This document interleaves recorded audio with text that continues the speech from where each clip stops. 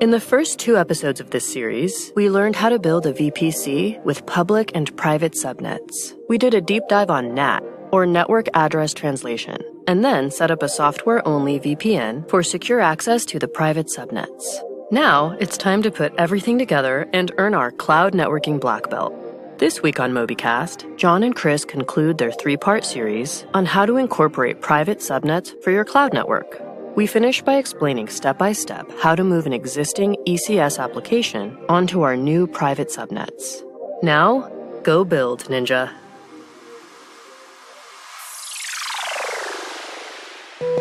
Welcome to Mobycast, a show about the techniques and technologies used by the best cloud-native software teams.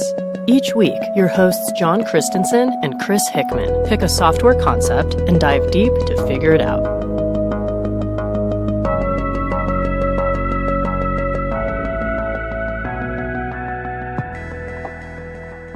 Welcome, Chris. It's another episode of Mobycast. Hey, Jon. It's good to be back. Good to have you back. Here we are for part 3 of our VPC Ninja series. I don't know about you, Chris, but I feel like, going through this VPC stuff with you, I've learned quite a bit. Yes. Maybe not a black belt yet, but hopefully feeling like a ninja. Right on. Yeah. I think, again, we'll probably, since this is part 3 of a series, and this is, hopefully people have been binge listening, we'll skip with the pleasantries. We'll just move right into sort of maybe if you could give a recap just for those people that haven't been binge listening, and you can press the skip intro button on your podcast app if you don't want to hear the recap. Oh, they don't have that yet. Go ahead and give us the recap. This is not Netflix. Not yet. Yeah, so recap. So previous 2 episodes, we covered public versus private subnets. So we talked about what are private subnets versus public and why we should care about them. We talked about NAT, Network Address Translation. We had a deep dive on that and just really understanding how does that work? And NAT gives rise to the ability to have these private resources and their own private dedicated networks. And then we talked about how you go about connecting to these private resources. And there's various different techniques, but we kind of settled on, hey, VPN is the way to go here because it's the most flexibility, most powerful at the least amount of cost and complexity to set up. So we talked about how to go set up a third-party software-only VPN for very little expense.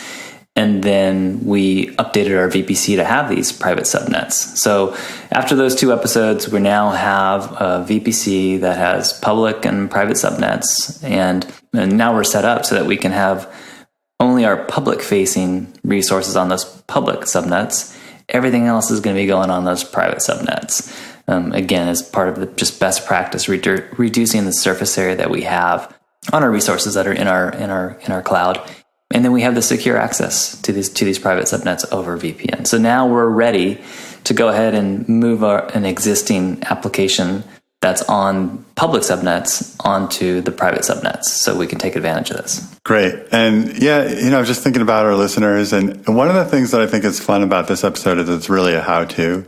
And so it's just kind of, while you're driving or while you're walking, you can kind of just imagine with us the steps that we're going to go through to do this work, to move an application into a private subnet. But it's also, if you do this way, you can feel pretty confident that you're doing things in a way that is going to be okay for your software. So you're going to have software in production and you're following some best practices around keeping your data in places where, bad actors can't get to it. It's just good stuff to know, and it's also just probably pleasant to listen to going through the how-to of this, and listening to us talk about each step, especially some of the whys on each step are things that I think if you're reading a quick tutorial or you're reading a quick AWS blog entry on here's how to put something on a private subnet, you might miss out on some of this back and forth that you and I will have on why we're doing each part. I think that's why we're doing it this way. Yeah. And, hopefully this is actually a pretty common use case, right? Like folks, when they first start using the cloud, AWS or Azure or Google or whatnot, you're going to probably use things are on public subnets, right? And you're not going to necessarily spin it up with completely best practices and have the sophisticated deployment. So hopefully this is a pretty common use case where like, hey, I'm using the cloud. I've got my stuff set up. I don't have, private subnets. I don't have a VPN, but I kind of would like to have that, right? And understand how to do it. So hopefully that makes this that much more relevant and hopefully useful for folks out there. Great. Yes, agreed. Yeah. Okay, let's dive in. Yeah. So let's just talk about like this current state that we have, right? And so this is kind of like all based upon me moving hosting my own personal blog inside my personal AWS account. And so the current state of that so this blog is basically a simple 2-tier web app, right? So it's a web service that's running the blog software, which is Ghost. So it's an open source blog application that was inspired by WordPress. And I think some of the core WordPress developers left and did this Kickstarter to go build the next generation blogging engine. So Ghost is that web app, Node.js web app. It's fronted by an ALB, and the actual app is containerized and it's running under ECS. And for persistence, we're using MySQL and RDS. So single RDS MySQL instance for the state, and then we can have multiple container instances of the Ghost service that's fronted by the ALB for handling these requests. And then with this, again, with the current state, everything is on public subnets. So the load balancer, the ECS cluster, and the RDS instance, they're all on public subnets. And so we now went through this process of updating our VPC, so we now do have private subnets and a way to connect securely to those. Now we want to change this state to now move everything onto the private subnets. And so only the ALB will be public facing, and everything else we want to now move to the private subnets. And so that's what we'll talk about for the remainder of this. Is like, okay, what are the practical steps? Like, how do we do that? What are our choices? What are the options here? And just what exactly do we need to do to achieve this? Great. And are we going to, I guess maybe those are some of the questions that we'll be asking ourselves, but I'm curious, are we going to keep the blog running throughout this process, or are you going to take it down and then we'll bring it back up when it's on private subnets? So there is, from a web service standpoint, zero downtime to do this, right? We can do it in a way that there's no downtime there. Where it's going to get a little tricky is the database. Yeah. So we could come up with a solution that had no downtime with database, but we're not going to do that today. So we're going to have a small amount of downtime as we move to a new RDS instance. Let's do it. Here we go. Yeah. So basically, like what this boils down to, there's two phases to do this migration, right? So one is we need to move our ECS cluster to private subnets. So that's the first phase. And then the second phase is going to be moving that RDS instance to private subnets. And then also, just because we can, we're going to enable encryption at rest for our RDS instance as well when we do that. So okay, those are the two phases. Like I said, the first phase, zero downtime. The second phase, we're going to have a little bit of downtime. Yeah. I'm laughing because this is starting to taste like security broccoli. But it's so yummy with the cheddar cheese sauce I'm going to put on it. Right? So, yeah. So how step by step are we going to get, Chris? Like, are we opening up our web browser and typing in aws.amazon.com? Yeah, it's going to be, it'll be a high route, right? We don't want people to fall asleep, but also want to kind of give enough detail so that hopefully after listening to this, you would be able to figure it out yourself. Okay. And actually be able to do it. So we'll try to keep it at that level. So let's talk about this first phase. So the first phase is, okay, we want to move our ECS cluster to private subnets. So what are our options there? And I think, broadly we have like two choices. So we can either treat this as a rolling update, or we can treat it as a blue-green deployment update, right? So the difference between these two, with a rolling deployment, you are updating the instances in your application, in your architecture, one at a time in place. So you have a mixture as you go through this deployment period. So you can imagine, like, if you have like five instances, one at a time, you're changing them and say, okay, this instance is now being changed. It's no longer on the public subnet, it's on the private subnet. So now we have 4 on the public subnet and 1 on the private. And we keep doing that lather, rinse, repeat until we're done. So the important thing to keep in mind here with this rolling deployment is that you have a mixture as you're going through the deployment process. The blue-green is basically, I'm going to spin up an entirely separate set of resources with the new version. And once I have that new set of resources up and running, then I'm going to now switch my application to use that. And then once that has been verified and everything's good, then I can go ahead and tear down the old one. Okay. All right. So we're going to talk about both approaches here and how you would do it.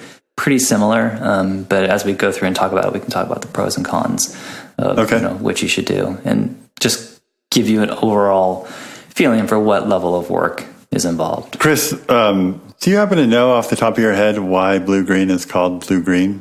I don't. I mean, I don't either. Someone shows it, right? Like, I mean, obviously, there's a reason why it's not called red. Red, green.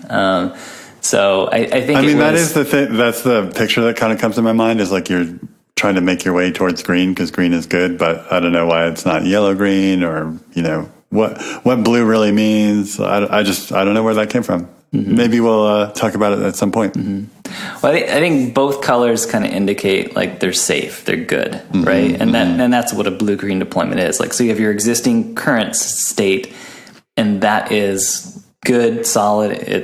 And it should have a color that's associated with that kind of stableness.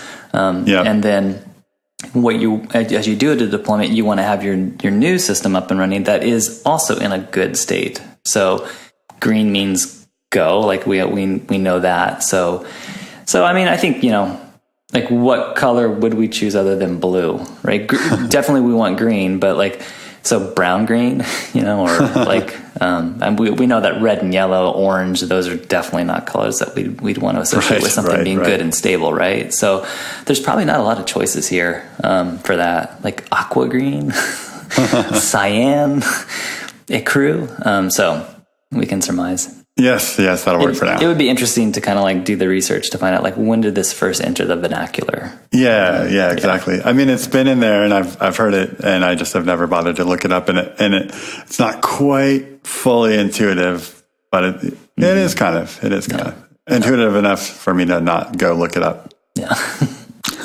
Cool. So let's walk through that rolling deployment then first. So So what we're going to be doing is we're going to be updating our existing ECS cluster in place. Yep. And again, what we want to do is we want to move these host EC2 instances from a public subnet to a private subnet.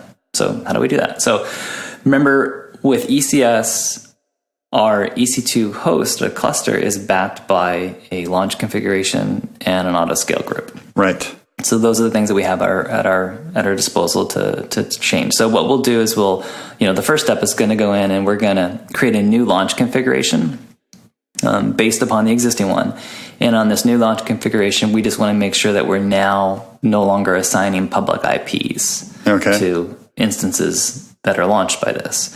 So that's the first step. So create this new launch configuration by copying the existing one and then making this change to say, hey, no longer assign public IPs. So that's the first step. Then the next one would be we now to go update our auto scale group. So when we update our auto scale group, we're going to do two things. One, your auto scale group specifies the networking, right? So you're going to specify what subnets to use for this auto scale group. So the existing one will be specifying public subnets. Yep. So we want to delete all those. And this is where we're going to add our private subnets. So we'll select our 3 private subnets that we created previously. And then we'll also update the auto scaling group to use the new launch configuration so that now we're not assigning public IPs. I mean, we could still assign public IPs, but they would just be useless. Yes. Just wasting our IP addresses and therefore our money. Well, and not only that, but also really confusing too. Yes. Right? Yes. So like someone looking at this configuration would be like, wait a minute, I thought these are private, but why do they have public IPs, right? So you could do it, but it would be like... That's my favorite kind of Amazon Web Services troubleshooting. Yeah.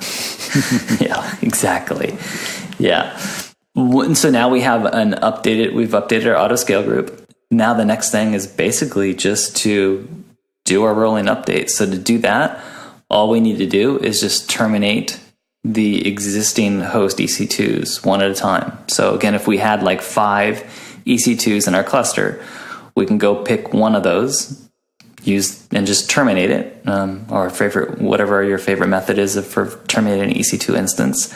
So that will shut down and go away, and the auto scale group will see that, hey, my desired state was 5 machines, and now I only have 4, right. So I'm going to go spin up a new one. And when it spins up a new one, it's going to be using that new launch configuration. Right. Right. So, and the auto scale group, again, we've updated it now to say, put things on the private subnets. So the new machine that comes up, it won't have the public IP address assigned to it, and it'll come up onto the private subnets. And right. So now it's just lather, rinse, repeat. We just do this for the remaining EC2s that are in there. So and this is not going to mess with our load balancer? Isn't our load balancer going to be like, where'd they go?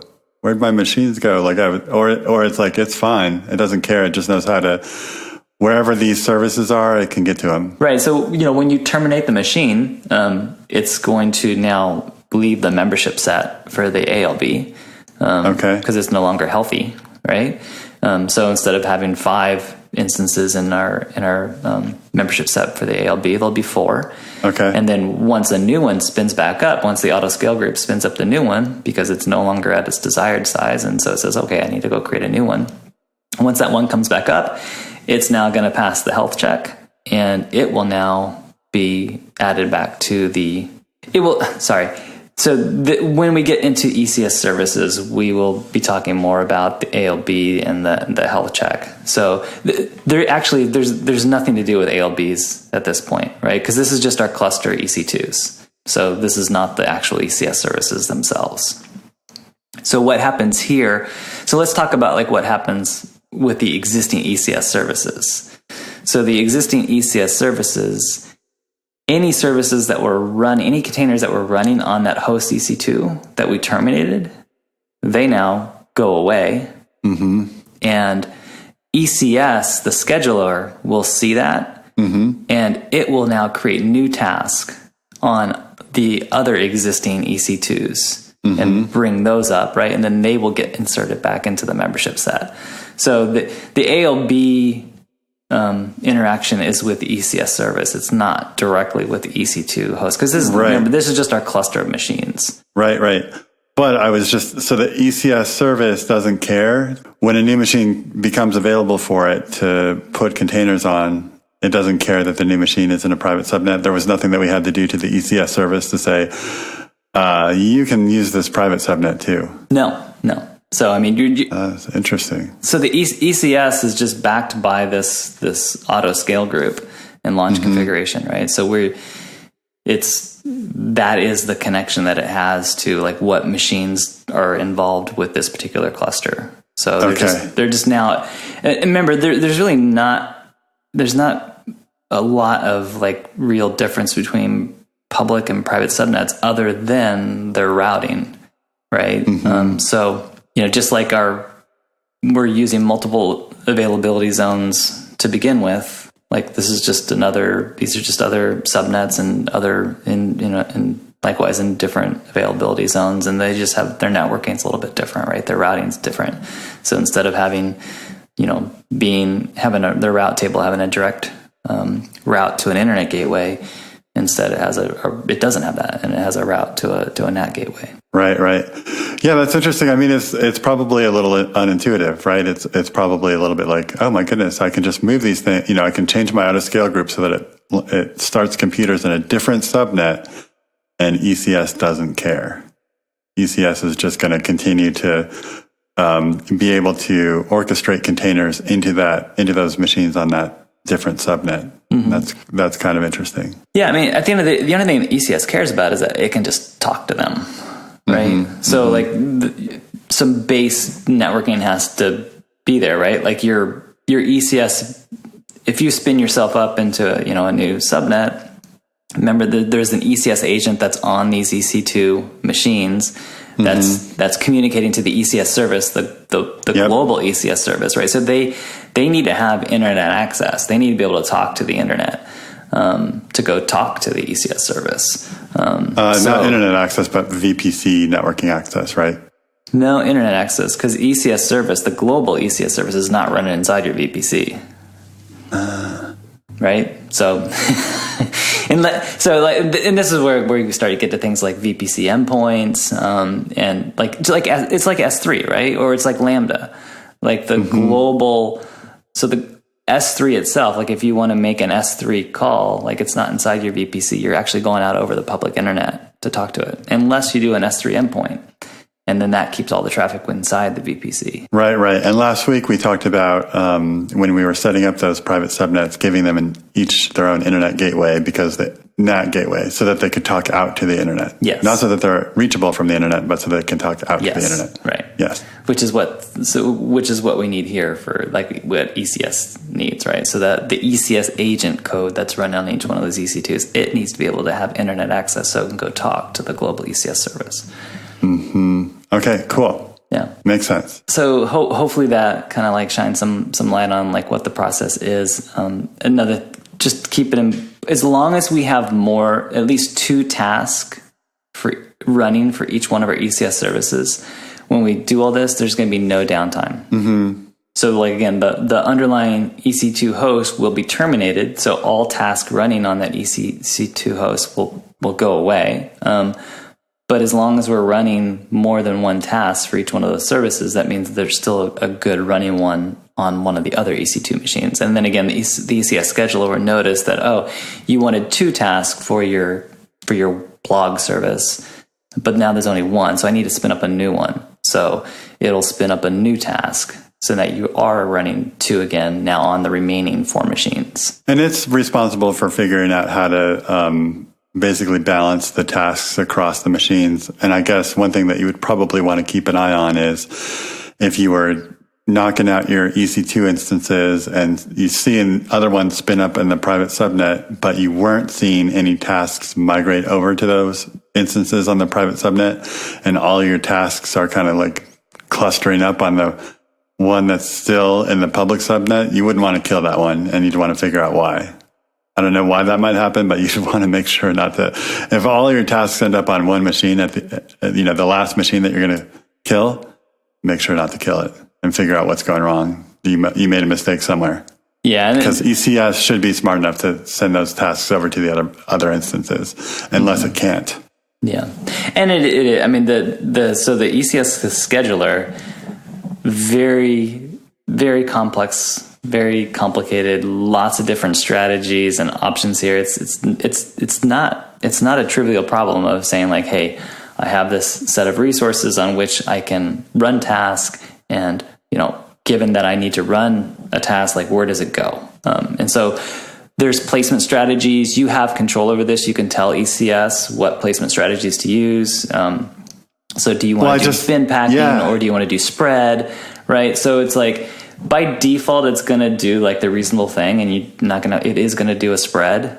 So it's going to do its best to schedule these things on different machines and different VPC and on different subnets. Right. Again, we could spend a whole episode on this. Right. But I just thought of an obvious reason it could happen why all your tasks are sort of, bunching up in one machine would be, your autoscale group is sending them off to the the private subnets. So you change your autoscale group to say new machines go in these private subnets, and you forgot to put a NAT gateway on any of the private subnets.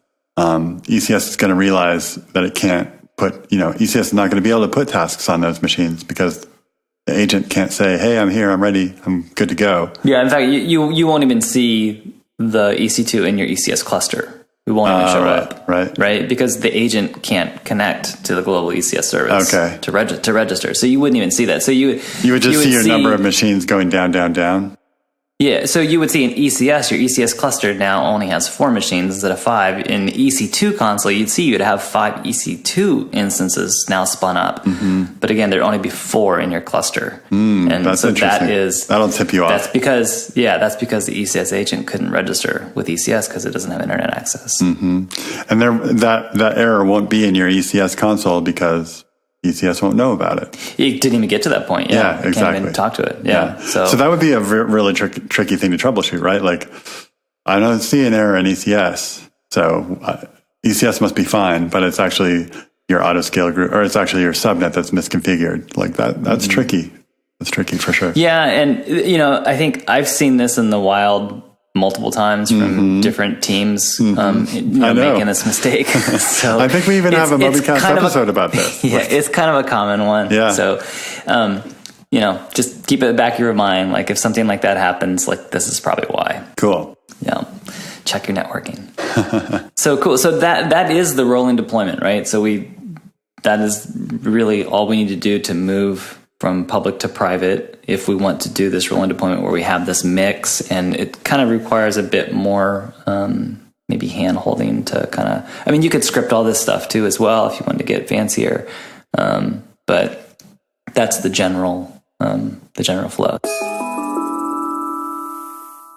We cover a lot of information here on Mobycast, and if you've ever wanted to go back and remind yourself of something we talked about in a previous episode, it can be hard to search through our website and transcripts to find exactly what you're looking for. Well, now it's a lot easier. All you have to do is go to mobycast.fm/show-notes and sign up. We'll send you our weekly, super detailed outline that we use to actually record the show. A lot of times, this outline contains more information than we get to during our hour on the air. So sign up and get weekly Mobycast cheat sheets to all of our episodes delivered right to your inbox. So let's talk a little bit then about the blue-green deployment and how that works. So we said, like with blue-green, we want to duplicate our solution with the new design, and once we've verified that that's up and running, then we can just switch it over and then tear down the existing one. So what we're going to do is we're going to create a new ECS cluster that will eventually replace the existing one. And so this is the same process that we talked about actually in the Fargate episode series and also in the original ECS one, right? So we're just going to go into ECS, create a new cluster. We're going to choose the EC2 Linux and networking cluster template. We can go and specify our, all the normal stuff that we do, like instance type and options and our networking. We can, definitely we'll create a security group for this. We're going to, just going into a little bit of the details there on that security group, because these are the EC2 machines, they'll be accepting traffic from the ALB. Because it is ALB, we'll use dynamic routing, dynamic ports.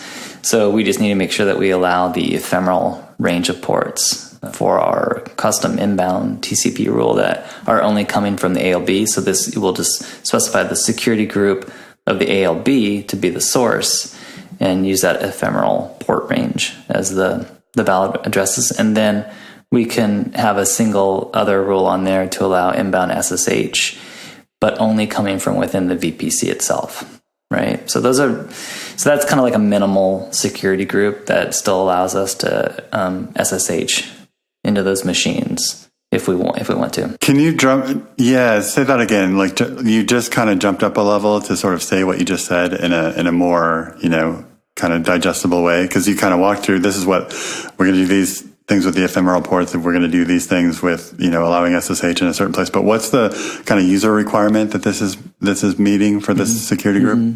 Yeah. So this would just be an example of a minimal security group on the ECS host EC2s, right? There's really only two things that we want kind of doing inbound connections to them. One is connections from the ALB that are forwarding these requests that are coming in. And then the other one would be SSH if we wanted to SSH into these machines. So we'll lock down that first rule for requests coming in from the ALB. They're going to be coming in on the ephemeral port range, and we'll lock down the source to be only allow from the ALB security group. So that's pretty tight and controlled. And then we'll also have the rule for SSH that will only allow sources coming from inside the VPC. So that means that we would have to be on a VPN connection before we could, in order to pass that rule, right? So so pretty locked down. Yep, got it. Okay. Yeah. And then as we create our cluster 2, we're going to notice a new option here for container insights. And so this is much more interesting CloudWatch monitoring of ECS services and tasks, and just gives you a lot more insight into what's going on with your system. It's going to cost you a little bit more, right, in the CloudWatch metrics. So it's just something to keep in mind there. It's not free, but it's also not terribly expensive either. But this is where you could enable it. So just something to be aware of. If you want ECS container insights, you can't enable it for an existing cluster. You can only do it when you create the cluster. Oh, interesting. And terrible. Yeah. And probably already not true anymore, right? Like probably there's a AWS tweet or something as we speak that says, now you can enable CloudWatch container insights on your running clusters. Yeah, who knows? We are in announcement season right now as we lead up to, we can't, we just did a break in the time-space continuum. Yes, we did. But who knows? By the time you hear this, it could be different. Cool. So we have our new ECS cluster, and after that will spin up, right? So these machines are going to come spin up. We specified our private subnets in the networking when we created that cluster, so that's good. But we don't have the ability to not disable public IP address assignments to that. So it's going to follow whatever the default is for your VPC. So if we want to, we can go in and, like we did before, we could create a new launch configuration where we could change that and basically say don't assign the public IP addresses, and then we can update the auto scaling group and do what we did before. So you could do that, or you can also, like I said, just make sure that set the rule on the VPC to make that the default as well. So that's a VPC level rule where you can decide new EC2s get a public IP address by default or not? Mm-hmm. Okay. Is it kind of like, hey, everyone, you should probably set the default to not what it normally is? But it like a good security best practice is to go change the default. Is that what I'm hearing? Kind of? It's complicated, yeah, because it just depends on like what your use cases are, how you're creating things in your VPC, and whether or not that's do you want to change that default? So it's kind of interesting. I mean, I guess I get it. People have to be on the same page, right? Like it's just got to be something that folks are aware of. Otherwise, it leads to like confusion. Right, and it makes sense that the default would be to make public machines because. AWS would have a lot of people complaining, that are first time users if all of a sudden they were making networks and they couldn't get to any, I'm going to make an EC2 and I'm going to check out AWS. Wow. How do you even get to it? Right. Oh, well, let me tell you about NAT gateways or internet gateways. Mm-hmm. I only wanted to make a machine. I just wanted to test drive AWS. Right. Yeah. Yeah, and this is why the default NACLs, allow all traffic instead of denying all traffic. Interesting. So, yeah. Unless you create a new NACL, and then the default is that it blocks everything. Right. But, yeah. So we have our new cluster now, and it's set up the way that those EC2s are set up the way we want. And then the next step would be to create a new ECS service on that new cluster, and we can use our existing task definition. Yep. For the existing one. Too bad you can't just clone the service, right? Like make a new service based on this other service. Yeah, I mean that's not. We're on a whole different cluster too, so it's but you could probably. I mean, you could. There's who knows? Maybe there's an open source project out there, some scripting that will kind of do that for you. It's actually not too terribly difficult to do, right? To get the service description and use that to go create a new service. It's probably pretty easy to do yourself, and if you wanted to. If you were doing this a lot, right? Like you might decide it was worth the effort to do that. Well, and I also think that it's sort of like a kind of a typical user experience thing as software creators. Like whenever you have a UI where people have to do a lot of work, and you then have a storage place where that work gets saved. If people want to go create a new thing that's going to take work, it's a really nice feature to say, hey, do you want to base your new work on something you've already done work on? It's just like a classic user experience. Good thing to do. AWS? Well, they did it for launch configurations. Right. Someone knows about this classic thing. Yes.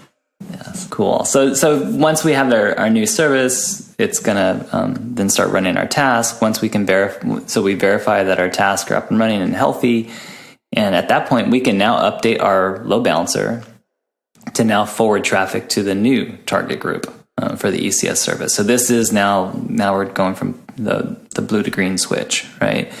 And it really is just updating the ALB to say, instead of routing to this target group, go to this other target group. So quick and easy change on the ALB. And at that point, we now are free to delete our original ECS cluster. And so to do that, we can just go in and update the service, say we want 0 task. We can then kill any running task if we want to speed that up. And at that point, we can delete the cluster. So a gotcha that you might run into here is that CloudFormation. So ECS, when it creates a cluster, it's actually using CloudFormation behind the scenes, a CloudFormation stack, right, to build out all the resources that it needs, because it's building out, things like a launch configuration and an auto scale group, and it's doing some security group creations and whatnot. So as part of when you go and delete the cluster, it's now basically doing a CloudFormation stack delete. And this is where typically, I know me personally, I always run into issues where the stack delete's going to fail. And it's usually because there's circular dependencies between security groups. So when you lock down your security groups, where you're saying, oh, the source has to be only from the security group used by the ALB, and then like we have allowing maybe the database instance security group only allows traffic from the ECS security group. And so you start getting like these circular dependencies, and CloudFormation gets like, hey, it gets confused and it just doesn't know what to do. So if that happens to you, the solution is you just manually remove those rules in the security groups that are referring to those circular dependencies. And once that happens, then you can go and delete the cluster, and then CloudFormation will be able to proceed and tear down the stack for you. Makes sense. Yeah. So now we have we've maneuvered our ECS host from public subnets to private subnets. We went through the two broad approaches there, the rolling and the blue-green style.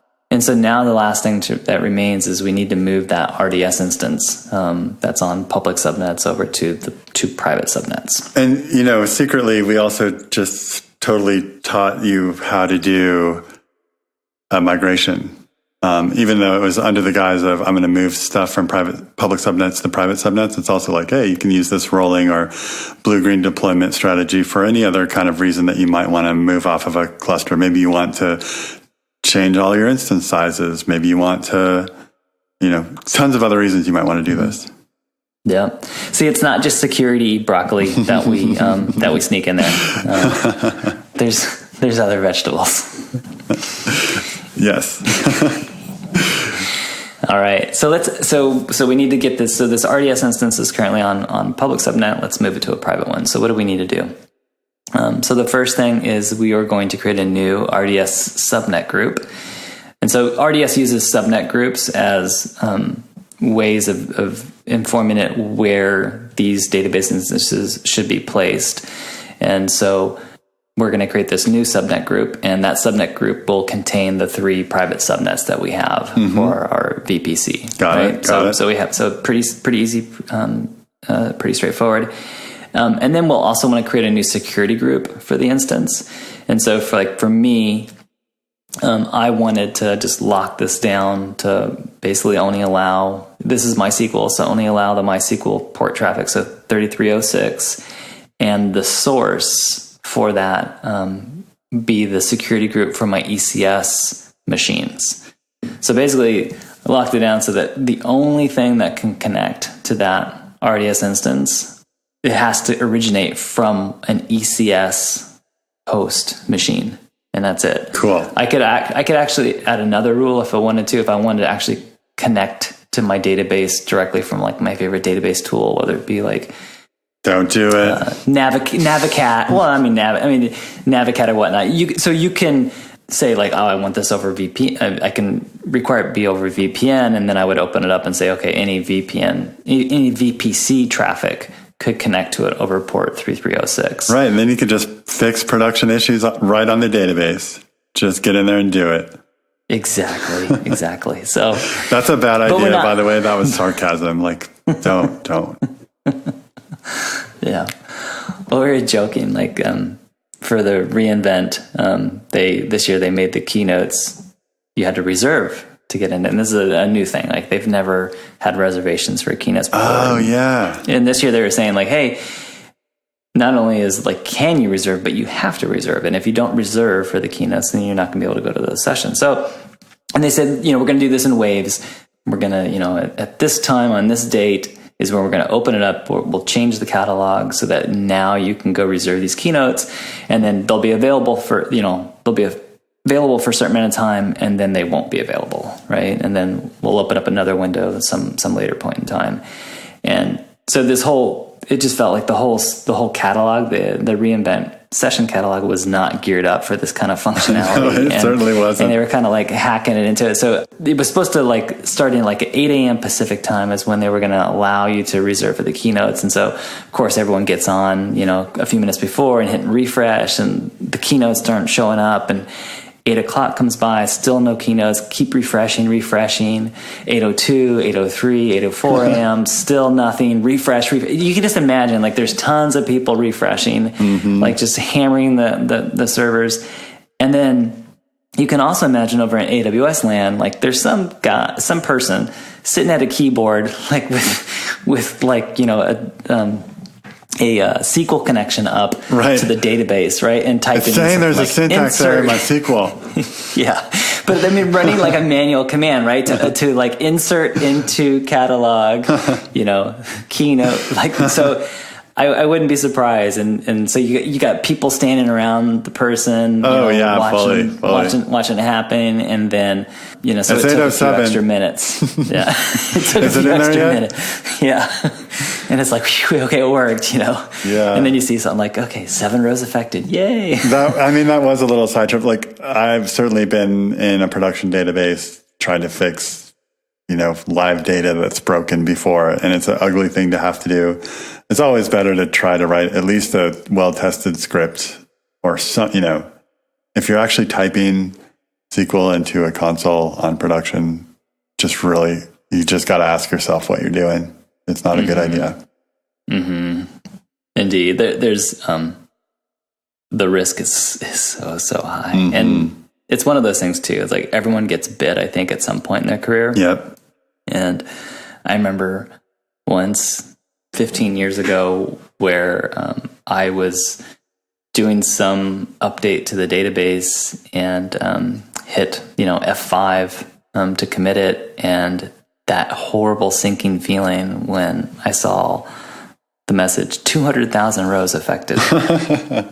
And so I was doing like an update statement and I forgot the where clause. Oh my God. So basically, and it was like my order tracking system. And so it's like all orders tracking just now got blown away. And so it was like, okay, spend the next 6 hours testing my backup restore process and whether or not that was functioning. Yep. And it's just not a fun time. Right. So you learn these things the hard way, for sure. I forgot where we even were, because how did this even come up? So we're talking about moving our RDS instance to private subnets. We're in the preparation phase, if you will. So we've created our RDS subnet group that is using the private subnets, and then we also have created a security group for our RDS instance. And so we've locked that down to have a single inbound rule for port 3306 to only come from our ECS instances. Got it. And not from anywhere else, so that we can't connect to it, like we just talked about, and issue that update clause without the where clause. Yes, there we are. Yes. All right. So we've done the preparation.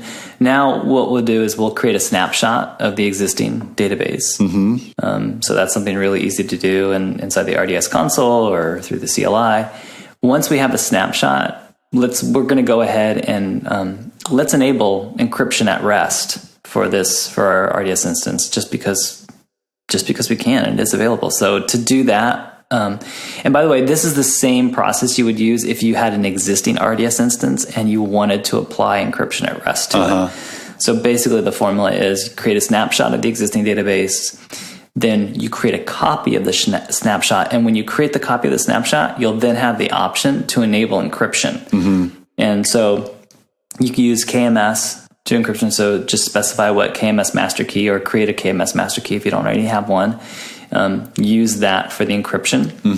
And then now you can restore now you have an encrypted snapshot, and now you restore that snapshot to a new DB instance. Okay. And so we'll do that. So we'll create in the snapshots area of RDS, we can go and choose to restore snapshot. And when we do that, it's going to ask us what kind of instance we want. So we can choose our instance type. We want to make sure that public accessibility option is set to no, right? Because we don't want this to be public. And then just make sure we're specifying the correct VPC, the subnet group, and the security group that we set up in previously. And so once we've done that, we now have a new database instance that's up and running that is now on the private subnets and now has encryption at rest. So maybe if something to point out, maybe everyone has kind of realized is like this is kind of assuming this perfect world where like no new updates are coming in to the existing database, right? So luckily, I mean, for me, it's blog, so I don't have this issue, right? Because I know I'm not going to go publish any new blog entries while I'm doing this. So obviously, you have to do some other. It gets more complicated, right? If you actually did have like a system that is up and running, that is doing updates, what do you do? Do you kind of go into maintenance mode so that you disable all writes while you make the snapshot and copy and then build up a new database? Or do you have to do some sort of, more of a zero downtime deployment? How do you take care of that? And that's, even more complicated. But we'll leave that as an exercise to the reader or for a future episode of Mobycast. Okay. So we have this new database instance up and running now. And so the last thing that we need to do is we just need to update our application to use that. And this whole process here, like this is where there's like from the creating the snapshot to updating the application to use the new database, like that's all times where, your application, there's going to be some downtime, or there's going to be some disruption to it, because you can't have writes going on to your database while you're with this particular simpler approach to it. So for me, to point my blog application to the new database instance, so it's a new database endpoint, and so I just need to change the configuration for that particular service to use the new endpoint. And the way that the configuration works for Ghost is then it just needs to be restarted. So ECS has a nice option called when you go and update an ECS service, you can do a force new deployment. And it's just a checkbox there. So this means that don't need to do a new task definition. I don't really need to do anything. I can just go and update ECS service, check the force new deployment. And what that will do is that will just basically terminate each existing container for that service and then spin up a new one. And so when it spins up, it's going to get the new configuration file, read the configuration change, and now it's going to connect to the new RDS instance. And at that point, I'm now free to delete the original RDS instance, and we're now done. Now everything is now on private subnets, except for the public-facing ALB, and everything else is protected. And we can now use VPN to connect to the machines if we have to, and we are pretty locked down. Cool, very cool. This whole switching out of the database reminded me of another episode we did where we talked about how Aurora serverless works, and it just reminded me of like the really cool engineering that they did to be able to swap out a database without having to update your ECS configuration or any kind of configuration that talks to that database by putting a kind of a proxy between the database and the world, and then hot swapping out databases underneath. Just reminded me of that episode. If you're new to Mobycast, you could go listen to that and check it out, and it'll remind you of this episode. Yeah. So very cool. We did it. We moved it over. Yes. Yeah. So hopefully now you feel like a very much a VPC ninja, very, understanding public versus private subnets and just some of the new complications that arise from that with VPNs, and then just the practicality of like, how do you actually migrate these things that are like currently exist? Yep. I definitely do. There's so much, like we were talking about in the last episode, there's so much about networking that is kind of new for software developers to have to contend with in our day-to-day jobs that we used to sort of leave to another team, or used to be just kind of static. That's going to get set up in the data center. Once it's set up, you never think about it again. And now all of a sudden it's very much a dynamic part of your day-to-day life. Where are machines? Are they coming and going? What are their IP addresses? How are they getting assigned? What kind of subnets are set up? Are they available to the internet or not? How are routing tables, how do they work? And do I need to adjust them to be able to talk, to the internet? All that cool stuff is stuff I didn't really have to spend a lot of time on that between when I started doing software stuff in 99 and really all the way up to probably around 2010 or so. I didn't think about it too much. 2012 and on is really when AWS has picked up more than ever. So yeah. Yep. With the cloud, the advent of the cloud, like networking becomes something that we need to just be more involved with and cognizant of. So in addition to security broccoli, we will also be talking about networking cauliflower, I think. Yes. And this will be just, an ongoing thing. Very cool. Well, thanks for the detailed explanations and the education, Chris. I appreciate it. Yeah, you bet. Thanks, John. Talk to you next week. Bye.